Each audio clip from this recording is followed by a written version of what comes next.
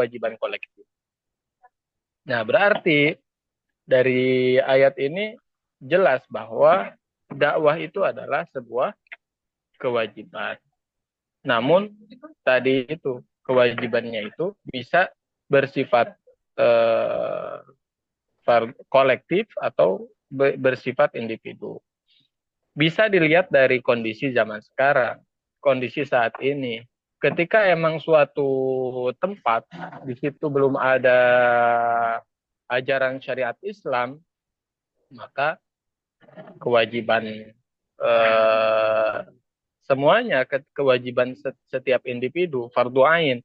Tapi ketika sudah seperti sekarang ini di posisi kita bisa jadi atau mengarah ke pendapat ulama yang menganggap sebagai fardu kifayah, maka gugurlah kewajiban itu. Di sisi lain, dakwah sebagai kewajiban itu atau dakwah hukumnya wajib itu, dakwah juga di sisi lain dipandang sebagai kebutuhan. Kenapa dipandang sebagai kebutuhan? Karena untuk menjaga dan mengembangkan nilai-nilai Islam dan nilai-nilai syariat ajaran Rasulullah Shallallahu Alaihi Wasallam. Jadi kita membutuhkan dakwah itu. Gitu. Bagaimana ketika tidak ada dai? Dai itu orang yang berdakwah. Dakwah itu kegiatannya. Bagaimana kalau tidak ada kegiatan dakwah? Apakah bisa jadi syariat Islam ini tidak terjaga gitu? Nah, untuk menjaga nilai-nilai Islam, nilai-nilai ajaran Rasulullah Shallallahu Alaihi Wasallam, maka kegiatan berdakwah ini menjadi kebutuhan. Jadi tadi itu dakwah itu adalah kewajiban. Di samping kewajiban, di samping menjadi kewajiban, di sisi lain dakwah itu menjadi kebutuhan.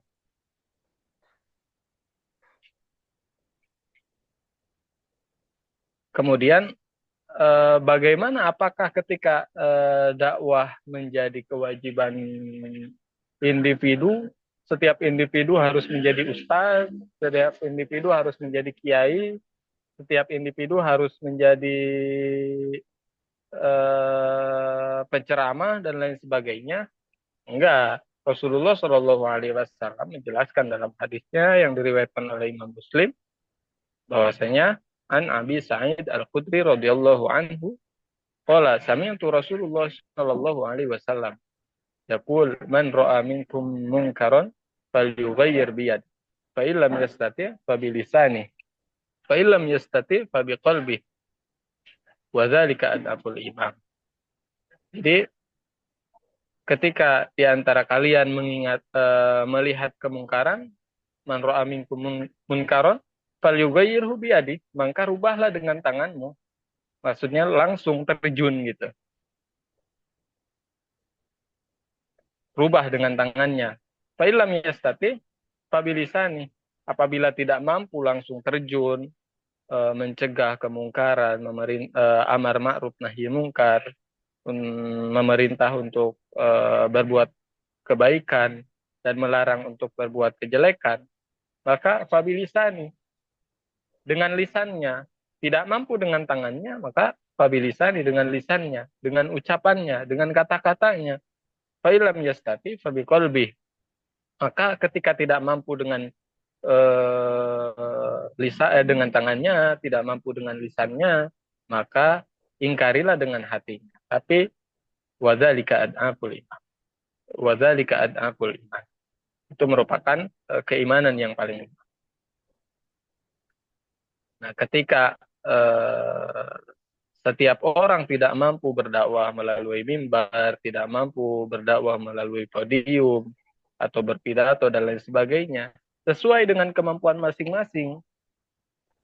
Orang yang mempunyai basic sebagai penulis, dakwahlah dengan tulisan, dakwah bil qalam.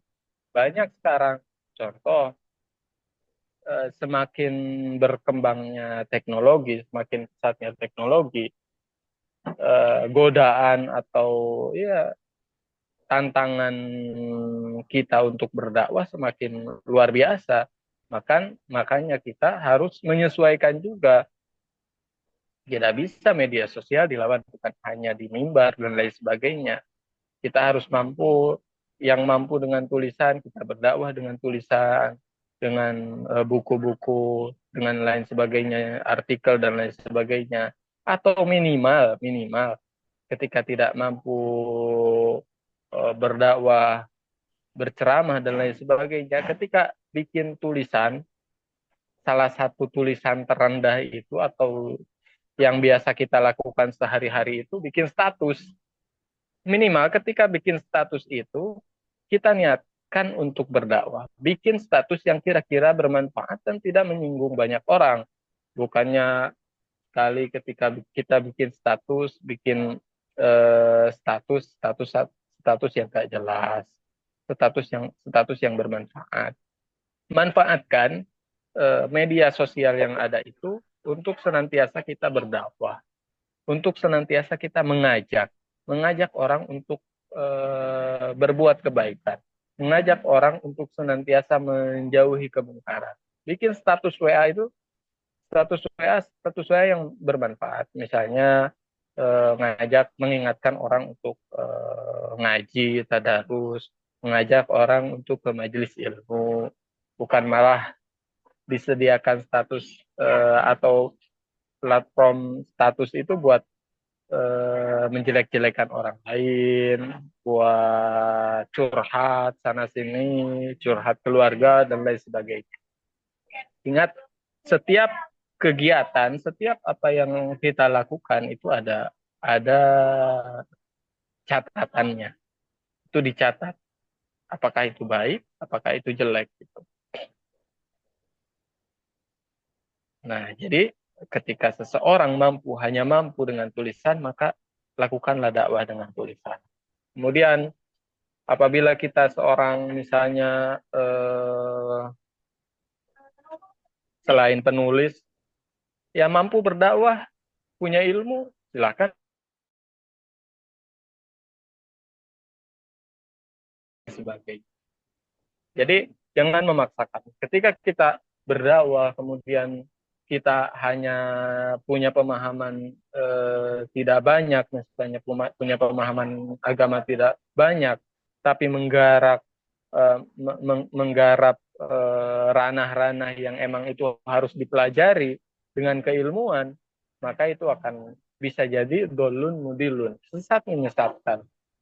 Ketika misalnya menafsirkan ayat, tapi kita bukan belum tidak belajar, hanya membaca begitu saja gitu tanpa ada gurunya, bisa jadi dolun mudilun, karena tidak bisa sembarangan ditafsirkan. Begitupun dengan hadis dan lain sebagainya. Jadi dakwah dengan sekemampuan masing-masing.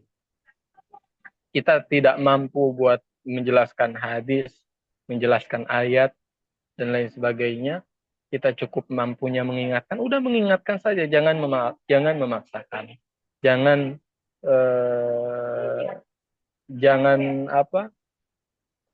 ada istilah sekarang ustadz dadakan dan lain sebagainya. Jangan seperti itu.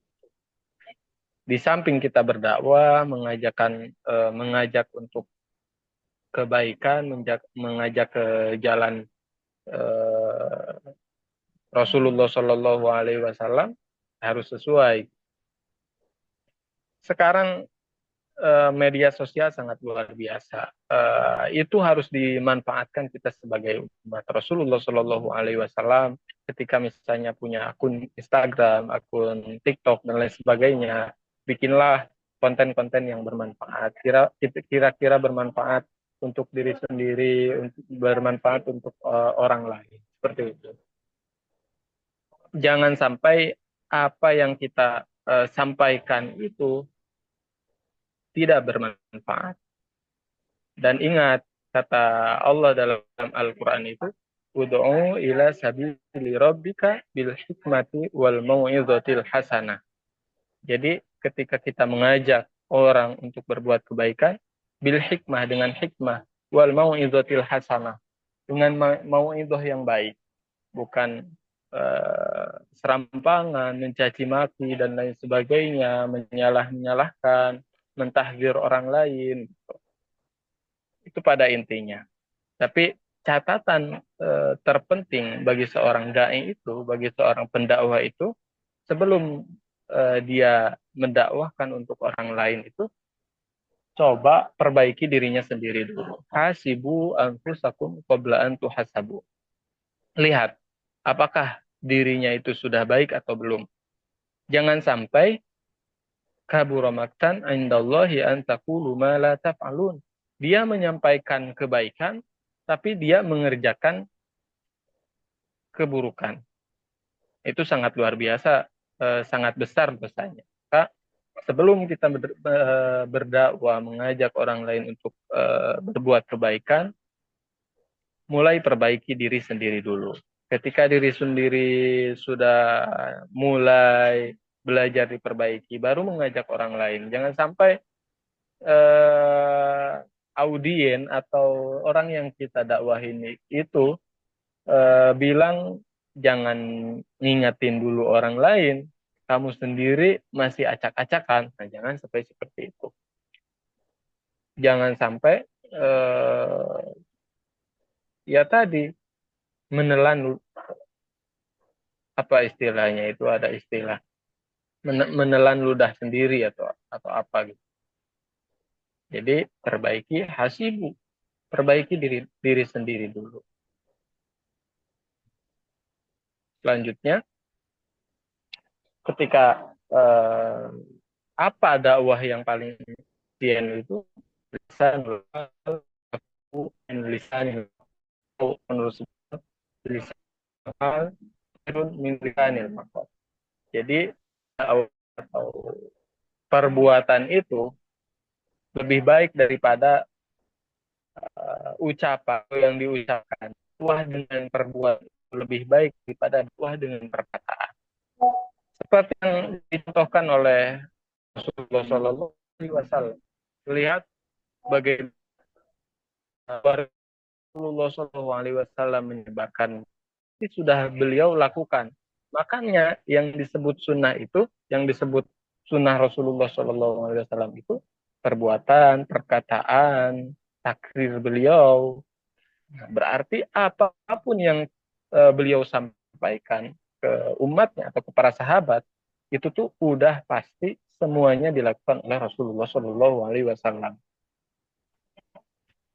Ya tadi itu, jangan sampai apa yang kita ucapkan kita melarang orang lain untuk menggibah misalnya. Tapi kita sendiri setiap hari gibahin orang lain. Jangan sampai seperti itu.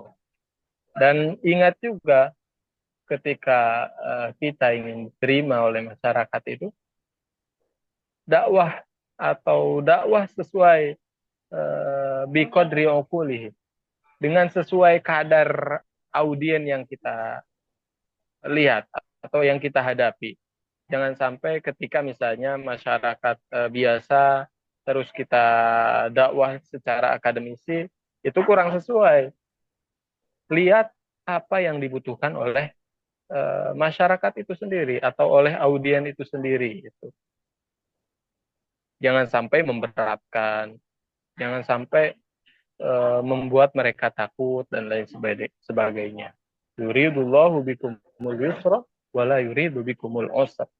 Ya Allah itu menghendaki kemudahan.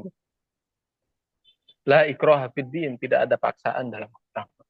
Sampai memaksa orang lain harus ini itu, tapi kemampuannya hanya sebatas sedikit saja. Jadi sampaikanlah apa yang kira-kira mereka bisa perbuat, apa yang kira-kira mereka bisa lakukan.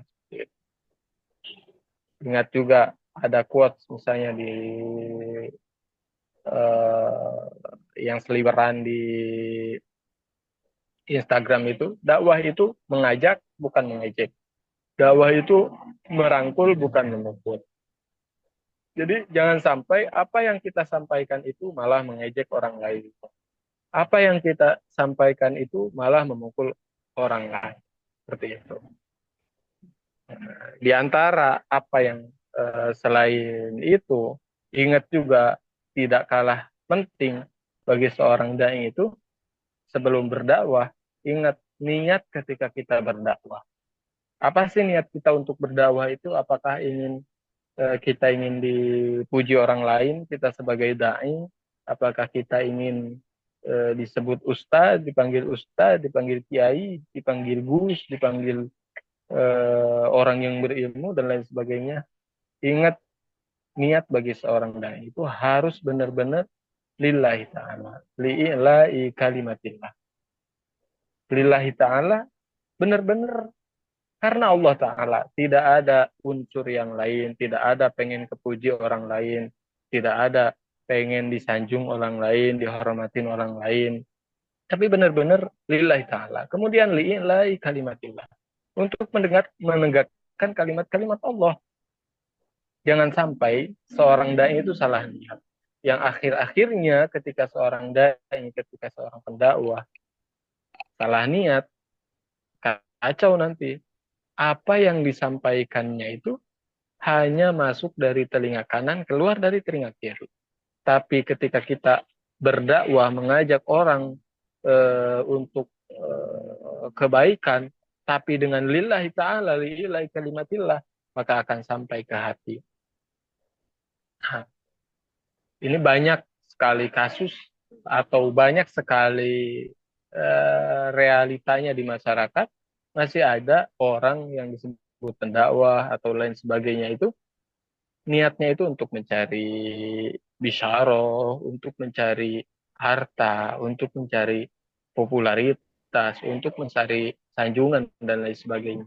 Itu semua ketika kita niat lillahi ta'ala, Allah kasih, Allah beri, gampang bagi Allah untuk memberikan dunia dan seisinya. Apa sih yang susah? Lihat Nabi Sulaiman, Allah kasih setengah dunia. Beliau Nabi Sulaiman tetap patuh kepada Allah Subhanahu wa taala. Tapi ketika posisinya sebagai korun, ketika dikasih harta, lupa akan sang pemberi, maka Allah azab dia. Jangan sampai kita seperti itu. Ketika Allah menganugerahkan kita sedikit ilmu, bisa jadi ketika kita melupakan Allah Subhanahu wa taala, niat bukan karena Allah taala, bisa jadi Allah mengazab kita. Nauzubillahi min dzalik. Nauzubillahi min dzalik. Syekh Dr. Ali Ibrahim Abdullah mengungkapkan cara atau metode berdakwah yang baik itu menurutnya ada 4 metode yang baik dalam berdakwah. Ini sangat penting. Yang perlu kita pahami dan perlu kita ketahui sebagai umat Rasulullah Shallallahu Alaihi Wasallam. Baik itu backgroundnya ustadz, baik itu backgroundnya pengajar, baik itu backgroundnya kepala rumah tangga dan lain sebagainya. Karena ini kita dituntut berkewajiban sebagai untuk mengajak kebaikan, maka harus pahami. Yang pertama, memahami dan memperhatikan jamaah. Coba tadi sudah saya singgung di awal. Jadi kita sebagai pengajak atau sebagai dai itu harus melihat jemaahnya. Apakah jemaahnya itu lingkungan akademisi atau bukan? Apakah jamaahnya itu lingkungan orang tua, sepuh, dan lain sebagainya, harus disesuaikan. Apa yang kita sampaikan harus disesuaikan. Jangan jamaahnya di pedesaan, tapi menyampaikan materi perkotaan. Nah, itu agak pusing nantinya, nggak sesuai, nggak bisa diterima. Jangankan nerima isi ceramahnya, memahami bahasanya pun udah pusing gitu. Jangan sampai seperti itu. Jadi yang pertama, lihat dulu siapa audiensnya. Lihat dulu siapa jamaahnya. Itu penting kita perhatikan. Yang kedua, menggunakan kitab dan madhab sesuai dengan yang umum digunakan oleh para jamaah. Maksudnya itu lihat background jamaahnya itu seperti apa. Misalnya, ini bukan tidak sama sekali menyudutkan salah satu pihak. Misalnya, jamaahnya itu mazhab Syafi'i. Sampaikanlah sesuai dengan ajaran mazhab Syafi'i. Kalau di kalau di misalnya jamaahnya kita orang awam, kalau akademisi ya bisa saja menyampaikan yang lain karena bisa jadi muqaranatul madzahib. Ketika jamaahnya misalnya mazhab Hanafi, sampaikan sesuai dengan kondisi jamaah. Sampaikanlah sesuai dengan apa yang mereka lakukan. Jangan sampai kita ceramah atau jamaahnya itu mengamalkan mazhab Hanafi, tapi kita mendoktrin untuk senantiasa mengamalkan mazhab Syafi'i. Tidak bisa seperti itu. Jadi sesuai dengan apa yang umum digunakan oleh jamaahnya itu sendiri. Kita sebagai dai itu jangan egois. Mentang-mentang kita dai itu mazhabnya Syafi'i, mau itu aja. Jadi harus sesuai dengan lihat apa yang biasa dilakukan oleh jamaah atau oleh audien. Kemudian menghindari pembahasan yang akan mengacu pada permusuhan dan perbedaan pendapat. Ini tidak kalah penting. Jadi hindarilah eh, materi-materi yang kira-kira akan memecah belah, kira-kira materi yang akan memprovokasi, kira-kira materi yang akan membingungkan para jamaah. Yaitu tadi, jangan sampai jamaah diajak untuk membenci orang lain dan lain sebagainya. Seperti itu. Jadi jangan sampai yang tadinya kita sebagai dai itu mengajak untuk kebaikan, untuk rukun, untuk bersatu, malah dengan penyampaian apa yang kita sampaikan, mereka malah berpecah belah. Berarti kan itu masalah. Dan yang terakhir itu tidak boleh membuat fatwa sendiri. Ini bahaya sekali. Ketika mentang-mentang kita sudah belajar dan lain sebagainya, akhirnya kita memfatwakan sendiri. Ada yang menanyakan hukum ini, hukum A dan lain sebagainya, tapi kita tidak tahu, tidak berlandaskan eh, fikih atau usul fikih. Kita membuat fatwa sendiri, ini hukumnya haram, ini hukumnya bid'ah, ini hukumnya musyrik. Tapi kita tidak tahu alasannya, tidak tahu landasan kita berbicara itu seperti apa gitu. Tidak boleh membuat fatwa sendiri. Bahaya sekali. Karena berfatwa itu ada aturannya gitu. Harus menguasai apa dan lain sebagainya. Yang boleh itu seperti apa? Ketika kita misalnya dilarang untuk berfatwa, yang boleh itu seperti apa? Menyampaikan fatwa apa yang sudah difatwakan oleh ulama-ulama gitu. Kalau di Indonesia ini cakupannya Majelis Ulama MUI. Ketika orang atau jamaah bertanya terkait suatu hukum, kita tidak tahu hukumnya, lihatlah fatwa MUI, sampaikanlah apa yang difatwakan MUI itu. Atau merujuklah pada kitab-kitab ulama-ulama salaf, salafus salih. Maksudnya ulama-ulama kita terdahulu gitu. Tanya Imam Syafi'i atau Imam Ghazali dan lain sebagainya. Atau ulama-ulama kontemporer, Syekh Ali Jum'ah, Syekh Ramadan Al-Buti, dan lain sebagainya. Yang kira-kira mereka itu sudah mumpuni terkait suatu hukum. Seperti itu. Jadi intinya pegang metode dakwah yang 4 tadi itu, jangan sampai kita dakwah sembarangan yang akhirnya tujuan kita mengajak malah mengejek, malah menginjak, tapi kita berdakwah itu dengan hikmah, mau idzatil hasanah, dengan bijaksana, dengan ya dari hati mengajak orang untuk mengikuti ajaran Rasulullah Shallallahu Alaihi Wasallam, sebagaimana yang dicontohkan oleh Rasulullah Shallallahu Alaihi Wasallam. Rasul tidak pernah mengejek, Rasul tidak pernah mencela, dan lain sebagainya. Nah, jadi agar apa yang kita sampaikan itu bermanfaat dan sampai ke hati jamaahnya itu, ikutilah apa yang telah diajarkan oleh ulama-ulama kita.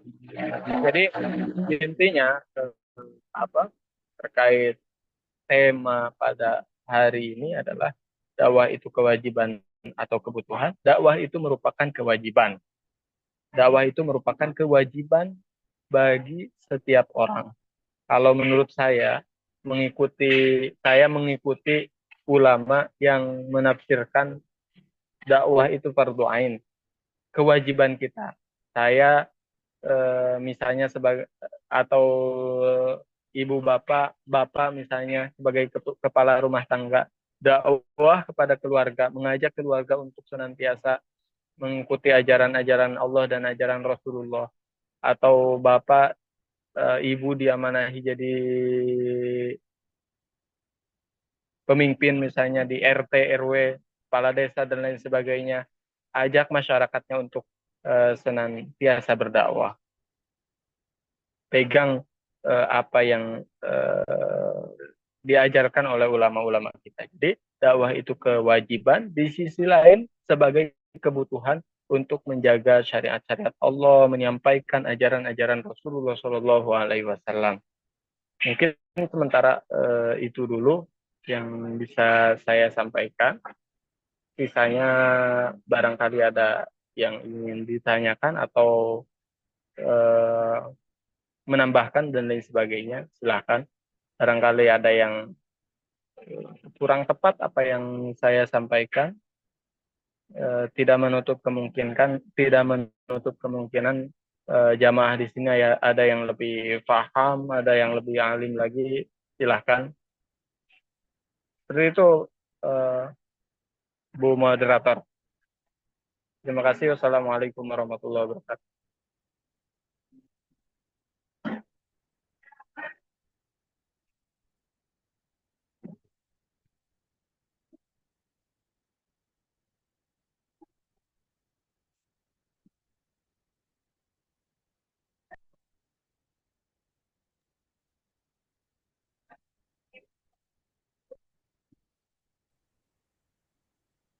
Terima kasih kepada Ustadz Rizal. Mungkin bu moderatornya sinyalnya hilang kali ya. Saya ambil alih jadi ya.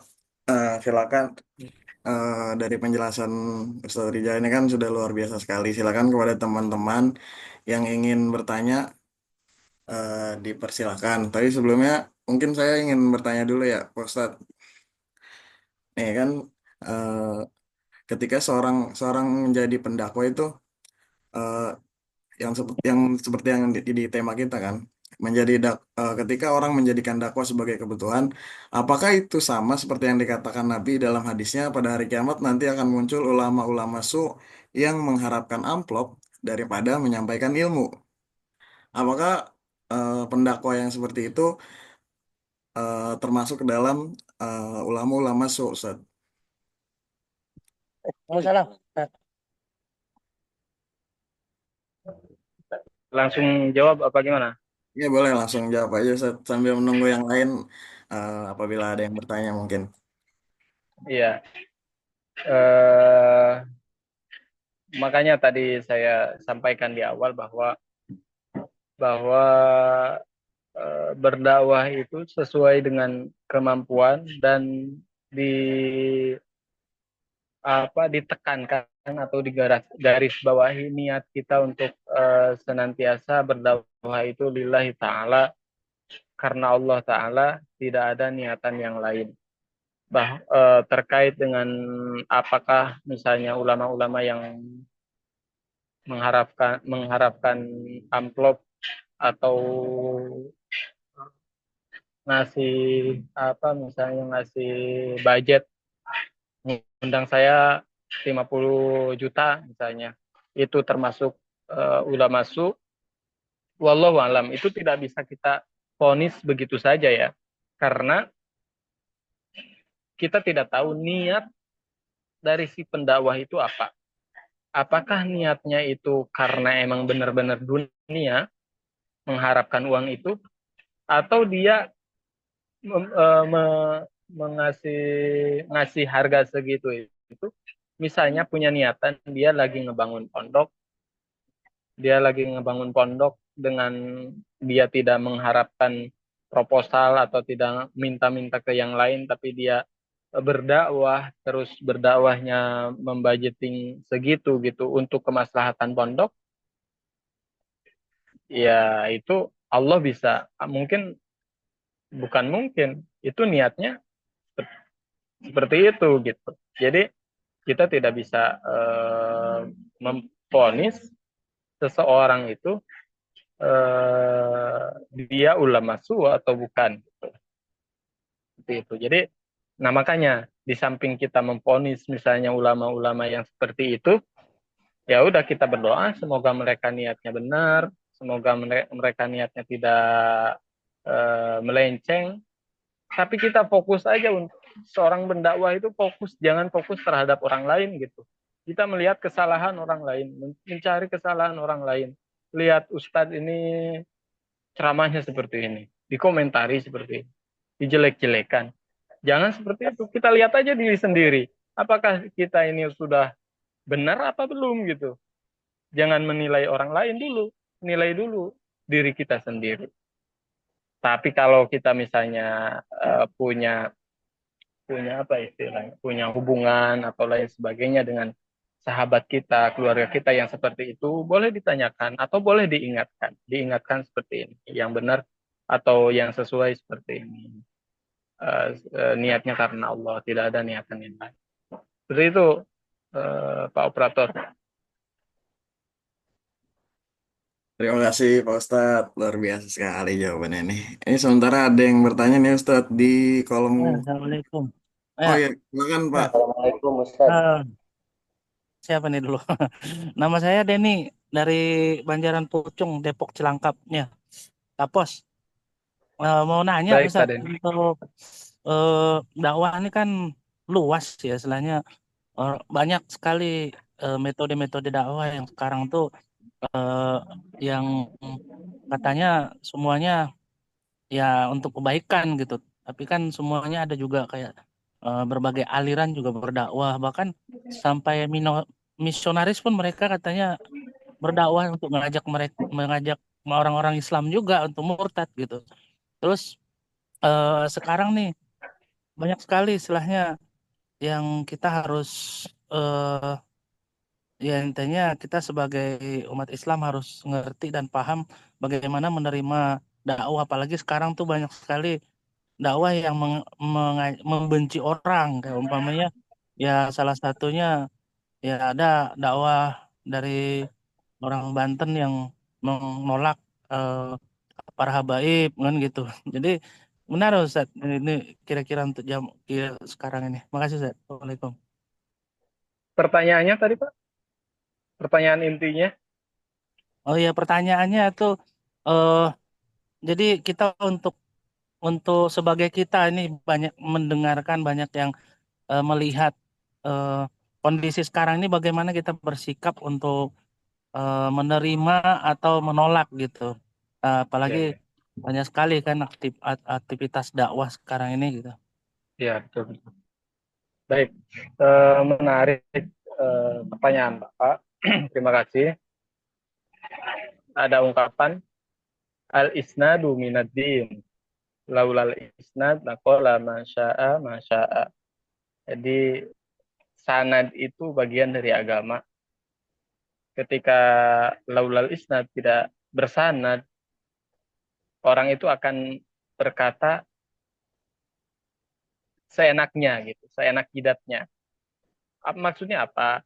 Nah, kita kalau kita di posisi sebagai jamaah yang senantiasa belajar mencari ilmu, kita harus mencari guru pendakwah itu sesuai dengan sanadnya.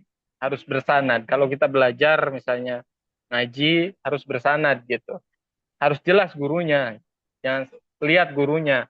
Guru itu emang benar-benar dia belajar, punya sanad, belajar dari guru-gurunya lagi bersambung gitu. Jadi dia bukan hanya dia penceramah, tapi dia gak punya guru. Dia penceramah hanya sekedar membaca gitu, tidak punya guru. Nah, itu perlu dipertimbangkan. Jadi eh, agar kita tidak ikut tersesat, maka tadi itu kita harus belajar kepada orang atau dai atau ustadz yang benar-benar mereka mempunyai sanad, jelas sanadnya gitu, jelas gurunya gitu. Sanadnya itu artinya jelas gurunya, jelas siapa yang membimbingnya, jelas dia belajar dari siapa, bukan hanya belajar dari al-YouTubi atau al-GPT misalnya, atau al-Googly misalnya, kutubul Googly misalnya. Ya, nggak boleh itu, atau nggak jelas gitu. Bisa jadi gurunya itu syaiton gitu. Nah, itu bahaya. Makanya kita harus belajar sesuai atau gurunya jelas. Itu sangat diperhatikan. Kemudian yang tadi misalnya banyak orang yang menjelek-jelekan orang lain, mengingkari orang lain dan lain sebagainya. Kita fokus pada diri sendiri, kita fokus apa yang diajari oleh guru-guru kita, apa yang diajarkan oleh Rasulullah Shallallahu Alaihi Wasallam, apa yang diajarkan oleh para ulama-ulama, oleh para kiai-kiai. Mereka dakwah itu menyampaikan hikmah, menyampaikan rahmah, falyafrahu. Mereka menyampaikan kegembiraan, tidak menyampaikan caci maki dan lain sebagainya. Dari situ kita bisa membaca, oh ini perlu diikuti, oh ini tidak perlu diikuti, oh ini mencaci mulu misalnya, tidak sesuai dengan ajaran Rasulullah, ya udah gak usah kita ikuti. Kita ikuti yang jelas-jelas aja, kita ikuti yang benar-benar aja gitu.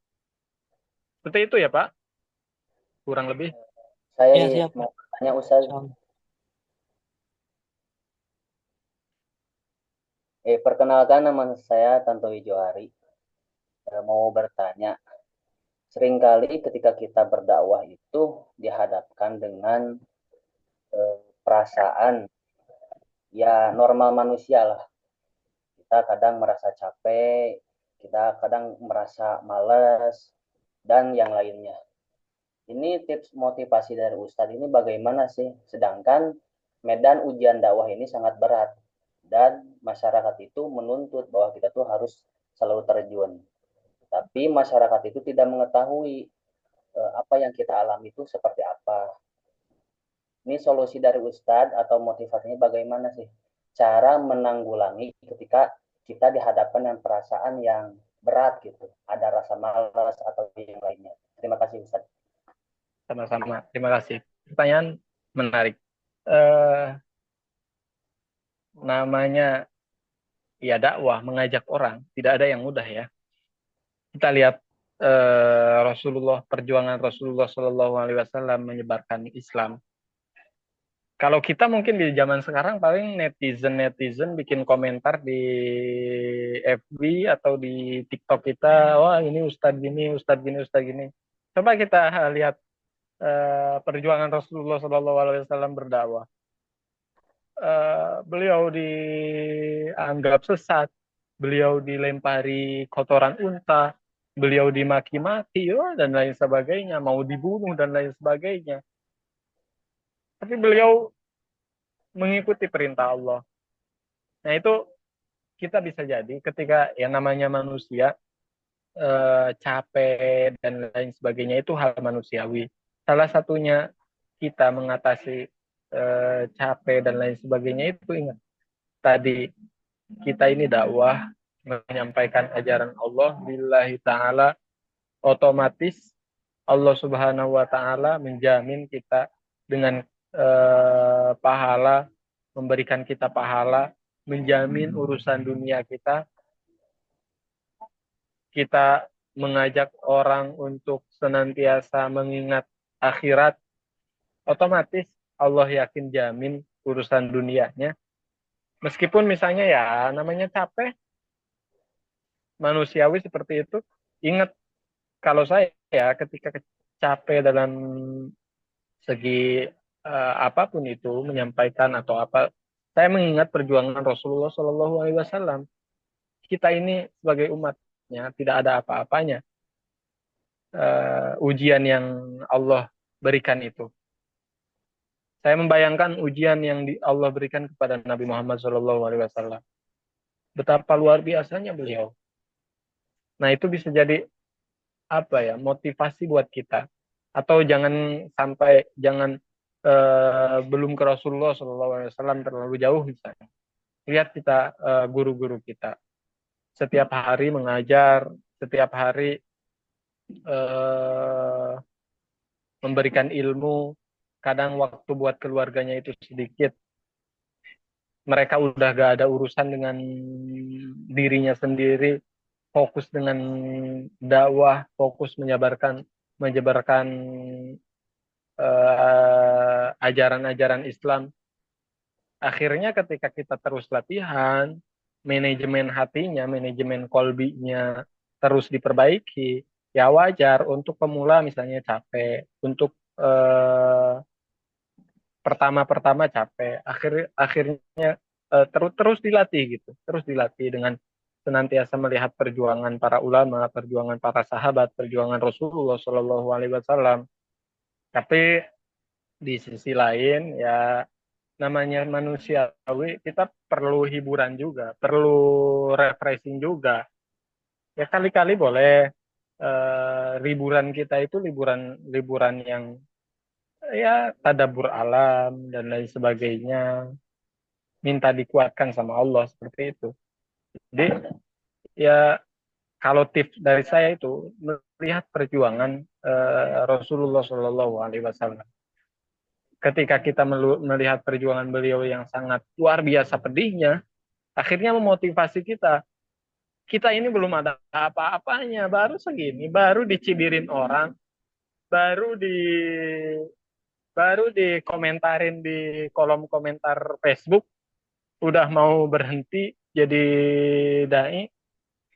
Dan terus ini masyarakat kan menuntut kita buat harus seperti ini, harus seperti itu. Kita sesuai dengan apa yang kita mampu aja gitu. Apa yang kita mampu. Di samping itu, kalau guru saya, kiai saya itu punya prinsip seperti ini. Gak boleh mengajar kalau berhenti belajar. Jadi di samping kita menyampaikan, kita harus senantiasa mutalaah atau senantiasa belajar. Jangan berhenti belajar.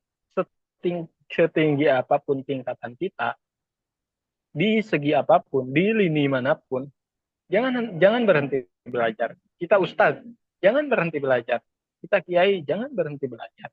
Orang perintahnya minal mahdi ilal lahdi, perintahnya dari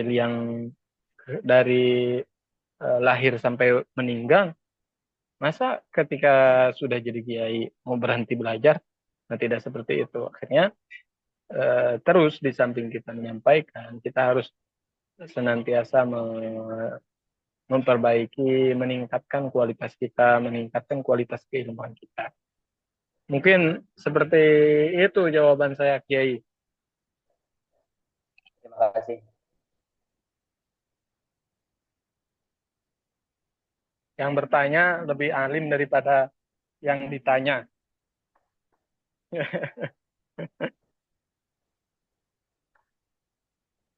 Ya, Silakan mungkin.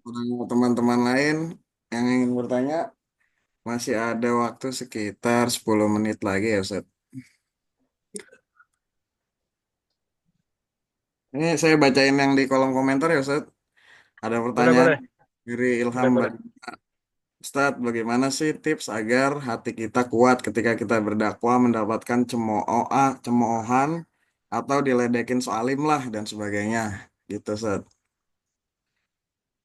Ya, tadi udah disinggung sedikit. Kita jangan fokus terhadap apa yang disampaikan oleh orang lain. Jangan fokus oleh perkataan orang lain. Ketika kita berbuat jelek, orang lain pasti mencibir kita, ngomongin kita. Ketika kita berbuat baik, orang lain pasti berbicara tentang kita gitu. Kalau kita fokus ke pembicaraan atau cemoohan orang lain, kita gak bakal naik-naik, gak bakal meningkat, gak bakal berkembang gitu. Udah kita fokus apa yang kita sampaikan, apa yang cemoohan yang mereka sampaikan itu jadikan sebagai sebuah pelajaran, bukan dimasukkan ke hati ya, tapi jadikan sebagai sebuah pelajaran. Oh, ini ternyata ada kritikan, masukan seperti ini. Coba kita evaluasi apakah benar yang disampaikannya itu atau enggak gitu. Ketika benar ya udah, itu nasihat. Nasihat itu eh, apa? Kulil haqqu walau kana murran. Sampaikanlah meskipun itu pahit. Namanya obat, mungkin kita ada yang sakit ya di diri kita, sepengetahuan kita kita merasa sehat padahal ada yang sakit. Minum itu obat meskipun itu pahit, meskipun itu kritikan, terima saja, tapi jangan fokus di situ gitu ya. Jadi jangan fokus terhadap pembicaraan orang lain, jadikan itu hanya sebatas pembelajaran, terima, oke terima, tapi jangan dijadikan sebagai tolak ukur atau dijadikan sebagai fokus kita gitu. Fokus kita menyampaikan sambil memperbaiki. Makanya tadi di samping mengajar terus belajar. Ya lihatlah kisah-kisah para ulama-ulama kita yang lebih dahsyat ujiannya daripada kita. Seperti itu. Kita belum ada apa-apanya. Udah jalan aja, gas aja, lillahi ta'ala.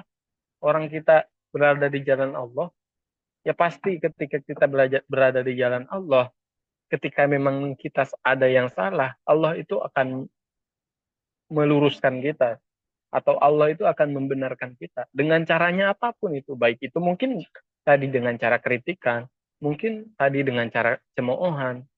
Nah, jangan sakit hati tapi introspeksi diri, jadikan sebagai pembelajaran. Ini itu. Assalamualaikum Ustadz, izin bertanya. Waalaikumsalam. Iya, Ustadz, izin bertanya, bagaimana caranya agar ketika kita berdakwah melalui media sosial, seperti yang Ustadz bilang tadi, agar tidak terjerumus dari sifat berbangga diri atau ria? Mungkin itu pertanyaan dari saya, Ustadz. Ya, eh, tadi itu setiap perbuatan sebelum kita berbuat itu niatkan, kata ulama fikih itu sahih wijhataka takun kulla hayatika ibadah. Luruskan niat dan tujuanmu, niscaya semua gerak-gerikmu, semua langkahmu itu berpahala atau bernilai ibadah. Nah, tadi itu ketika kita misalnya di dakwah di media sosial dengan membuat quote atau status atau apapun itu postingan terkait dakwah, luruskan niat kita. Kita sebelum ngetik ini, ya Allah, saya mau mengajak orang lain untuk eh, kebaikan.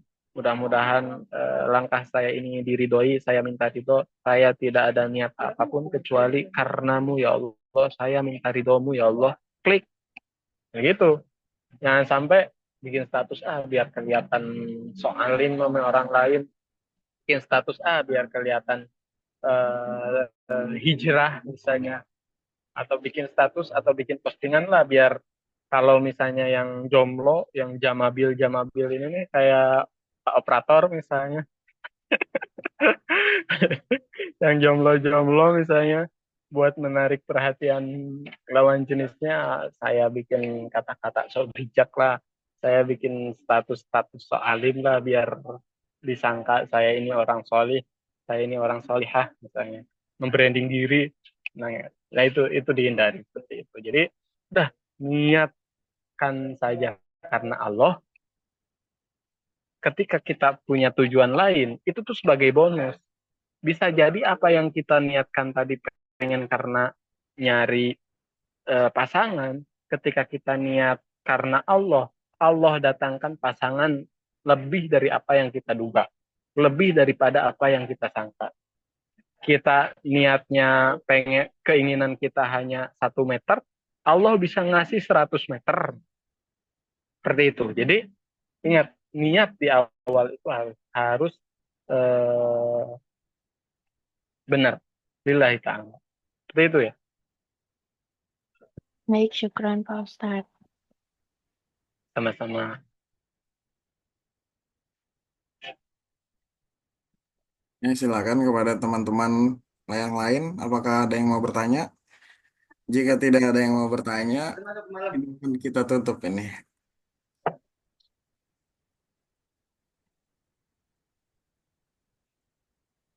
Mungkin tidak ada yang bertanya ya Pak Ustadz ya. Silakan kepada Bu Rizka untuk menutup acara pada sore hari ini. Baik, itulah tadi kajian yang disampaikan oleh Ustadz Rizal Wahyudi SH. Semoga bermanfaat dan berkah untuk kita semua. Syukran jazakumullah khair Ustadz. Kami sebagai muslim mohon maaf jika banyak kekurangan. Wal akhir wassalamualaikum warahmatullahi wabarakatuh. Waalaikumsalam warahmatullahi. Ustadz izin foto bersama dulu ya Ustadz. Lupa saya nih. Enggak. Boleh yang ini buka kameranya yang lain. Oke.